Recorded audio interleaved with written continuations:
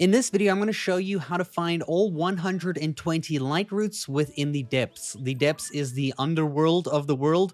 As you can see over here, I'm going to show you how to find every single location of all of the different light routes that you can teleport to here. You will be able to see on the menu, the loading screen over there where it says 120, that will show you the number of light routes you have currently collected.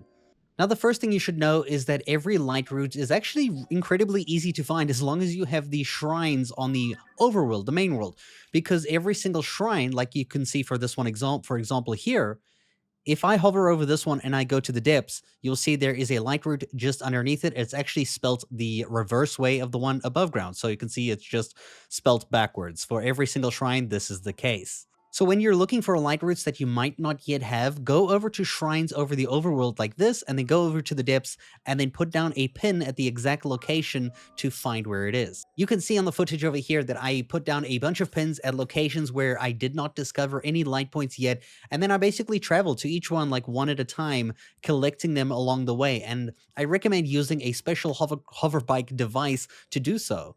Now, I'm sure you've seen this bike design several times, but I'm going to go ahead and use it from my auto build over here. As you can see, it uses two fans and a controller. It needs to be as accurately placed as possible so that you can get the right kind of balancing for this. I'm going to go ahead and build one here just to show you how to do it. So there you go. We have the two fans. We have the controller. You're going to place those three items just like that. And the final thing you want to add, especially since you haven't discovered all the light routes yet, is a cool tip to fly not in the dark. Now, apart from the bike, as soon as you've built it, you want to go ahead and throw a giant bright bloom seed. Ignore the placement of this one. I accidentally threw it on.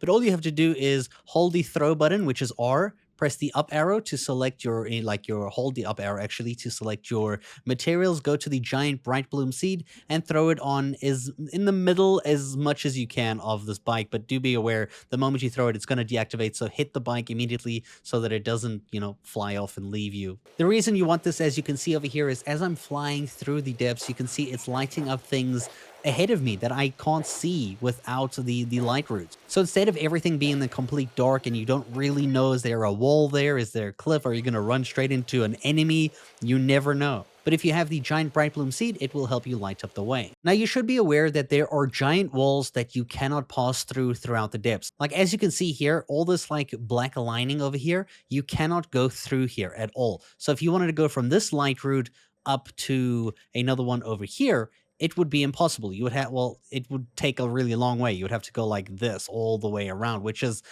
tedious. So I recommend planning your routes or your trips so that you avoid these walls. Now, you might be asking, but like, I can't see the map. How am I going to know where those walls are? Now, there is a trick to this. If you go to the main world, those walls actually coincide with all the rivers. Every little spot that there is water, like rivers like this is where the walls are within the depths. So if you look at the main map and you go like, there's a shrine here, a shrine there, etc., you should know that you shouldn't start here to go get this one, because you're not going to be able to, because they're all divided by rivers, which means they're all divided by giant walls that you cannot pass.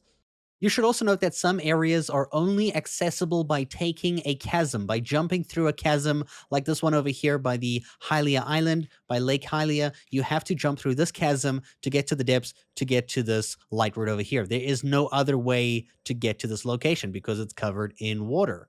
The same will go for the Eventide Island, which is located at the bottom right of the map. You will need to take the chasm over here, go down, and get the shrine just behind this Colosseum.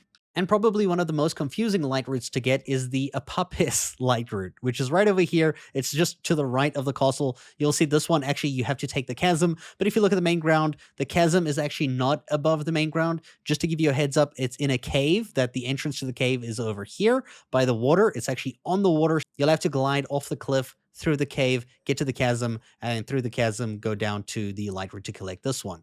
And as long as you have all the shrines on the above ground, which are 120 of them, you can get all 120 light routes that are underneath them within the depths. Once you collect all 120, the world will kind of give you a little bit of a cutscene on your very final one. It will say you've completed it, and you will receive this little reward here, and that is pretty much how you get all 120 light routes within the depths. Unfortunately, you do not get any other like meaningful reward other than just having the place all lit up, which is quite nice. And I'm actually going to be making a video about some other stuff within the depths very soon.